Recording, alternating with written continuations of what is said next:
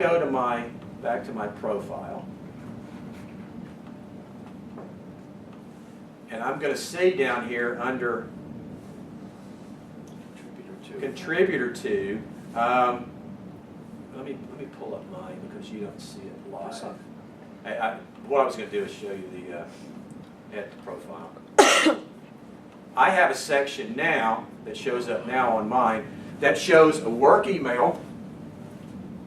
This wasn't in there. This was plugged in by Google.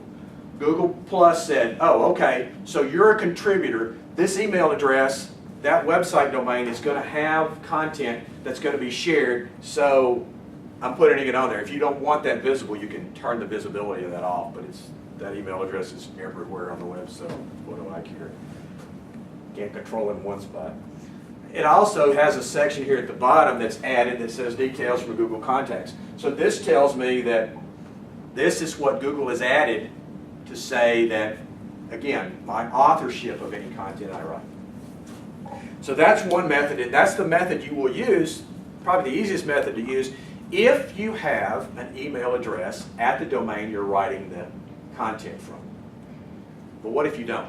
What if you use a Gmail address?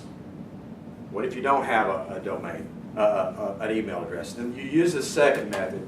The second method is a little more complex, but what you do is, this method, you would create a link in your Google Plus profile from your web page. So in other words, I'm going to go on my website, or I'm going to go on my blog, and I'm going to create a link in there to my Google Plus profile.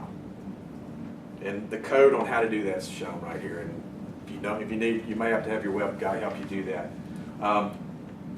But you just paste this code in there. What you're doing is you really just give them a link that says, hey, here's my Google Plus profile that they can click on and go there.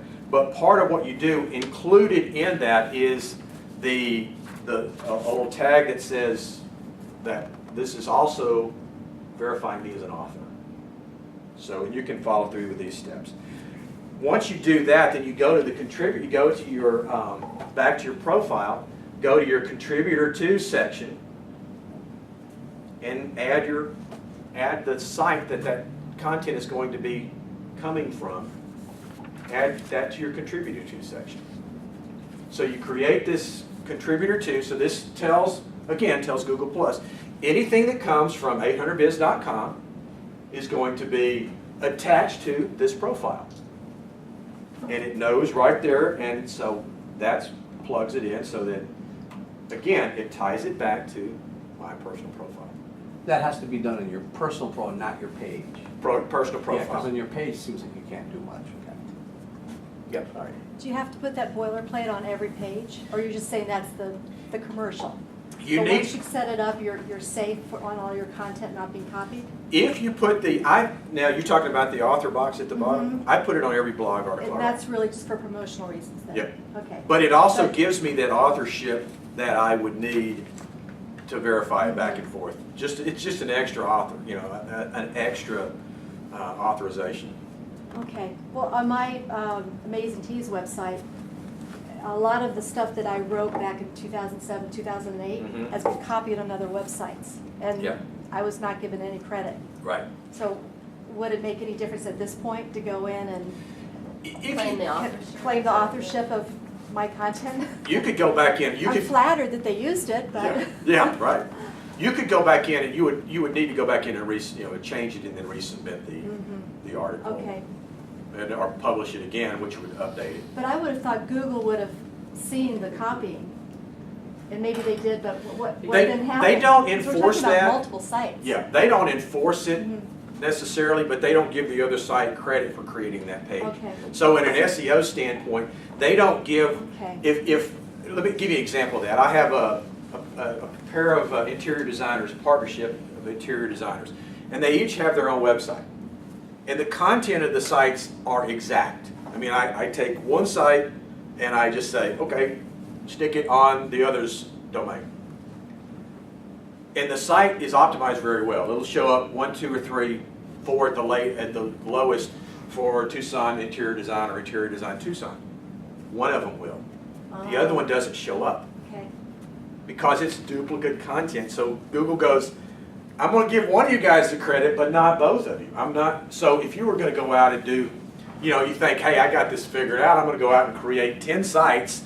I'm going to create a site for laptop repair, and I'm going to create a site for virus removal, and I'm going to create a site for PC repair, and you create 10 different sites, and it's exactly the same thing. You just bought different domain names. You're not getting credit for 10 different sites. You're getting one. And is Google able to pick up on who's the first? And get credit for the first, or you have to make sure of that by going through these steps? They can usually see, they'll usually see that it's already out there when they see the new By content. the age, I would think. It's already indexed. It's already Yeah. indexed. Yeah. Okay. It's indexed in there, so they already have the Ah, times and that's days. interesting. Yep. So, There's a question, Pam. oh, I'm sorry, Pat. So doing the Google Plus plugin is like eliminate having to do all this stuff? Using the plugin, that Google Plus authorship plugin just takes care of most of this for you. Okay. I still went through and did the authorship page at Google. I would and- still do that. Yeah, I still went to that point, and I still went in and added it to my contributor too. Hmm. But this does the setup on your page so that you don't have to play with the code and mess around with that. It makes it much easier, so much cleaner. So doesn't a contributor to get created when you go to? No, you have to go plug it in. It creates that email link and ties the email link together. Because all you're going to do is when you go to that authorship page, all it's asking you for is what's the email address that you want to that the content is going to be coming from. Okay. So all it's verifying is the authorship of the content email, not the domain it's coming from. Okay. So Gary, Yeah. we have 3 minutes Okay. left, but if you want, do you want to mention Hangouts and